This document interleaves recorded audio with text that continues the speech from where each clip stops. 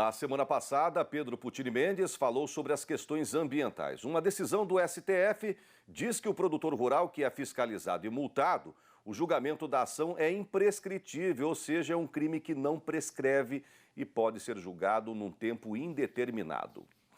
Agora tem mais notícias sobre as mudanças nesse período de quarentena no mundo jurídico. Uma medida provisória vai desburocratizar os processos no momento da tomada de empréstimos e operações bancárias em instituições públicas. Vamos conferir na tela. Saudações! Me parece que as novidades do mês de abril, que eu venho comunicando aqui por essa participação no Giro do Boi, elas não se acabam, né? Nessas últimas edições eu tenho comentado algumas situações, muitas delas que surgiram alguns ajustes normativos e operacionais que se devem ao fato de estarmos em época de pandemia, né? E alguns assuntos polêmicos também acabaram pegando carona com essas demandas prioritárias, mas no caso de hoje trata-se de uma medida conjuntural, né, interessante para o produtor rural que necessita de crédito nas instituições públicas. Pois bem, o Diário Oficial da União, de 27 de abril deste ano, ele trouxe a medida provisória número 958 de 2020, com o objetivo de estabelecer normas para facilitação ao crédito e a mitigação de impactos econômicos decorrentes da pandemia do coronavírus, Covid-19. E onde estão as novidades para o agro, neste caso, né? Segundo as determinações desta nova medida provisória, os bancos públicos estão dispensados de cumprir algumas obrigações na hora de renovar ou conceder empréstimos. Em geral, ao realizar operações de crédito que envolvam o uso de recursos públicos, incentivos fiscais e financeiros, celebrar convênios, acordos, contratos, enfim, aquilo que envolver recurso público, fica suspensa a exigência de alguns documentos até o dia 30 de setembro deste ano.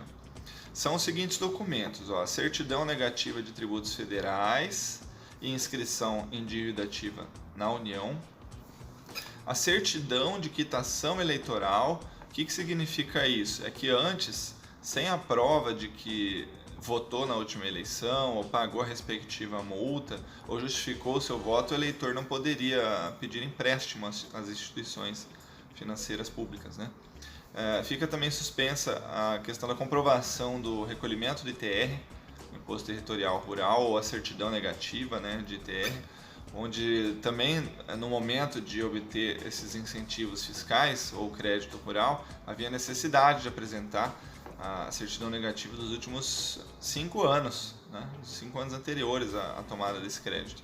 A certificado informativo de créditos não quitados do setor público federal, o famoso CADIM, também fica suspensa a necessidade de consultar o CADIM, e muitas das multas ambientais e execuções fiscais que acontecem contra o produtor acabam sendo inscritas no CADIM, né?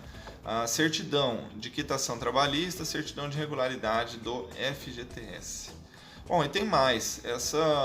Houve também uma suspensão da exigência de seguro para os bens dados em garantia na cédula de crédito rural, um assunto que já foi comentado aqui na nossa participação sobre o direito agrário, né?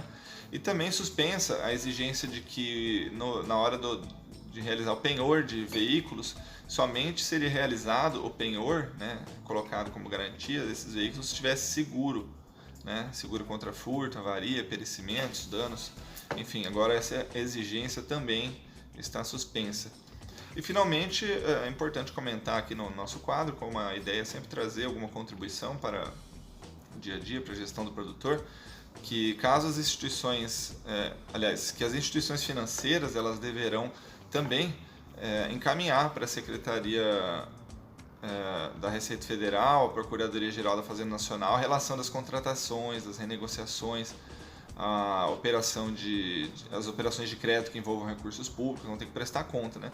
E as sugestões que nós trazemos no quadro de hoje são as seguintes: caso o produtor rural ele se dirige ao banco para buscar o crédito, né, e o banco mantiver essas exigências, nós recomendamos que solicite uma resposta por escrito e fundamentada dessas razões pelas quais o banco está exigindo, né, se não apresentar para o banco, por meio de protocolo, um requerimento solicitando a liberação do recurso financeiro baseado nesta nova medida provisória, tá?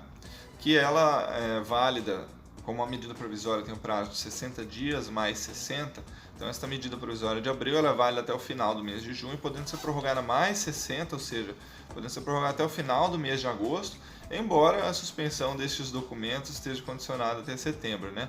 Mas há a possibilidade de conversão dessa medida provisória em lei federal. Bom, e para encerrar este nosso assunto de hoje, confira também as edições que nós falamos da prorrogação de dívidas em épocas de pandemia e a edição sobre o que saber antes da contratação de crédito agrícola, quando também nós comentamos algumas novidades ali na nova lei do agro, né? Então todos esses assuntos estão interligados, né, inclusive com esta novidade da suspensão de algumas exigências, e esses assuntos também poderão ser afetados aí, né, pela medida provisória que nós comentamos. Todos os quadros disponíveis no site do Giro do Boi e também no YouTube, canal Rural Direito Agrário. Saudações e até a próxima.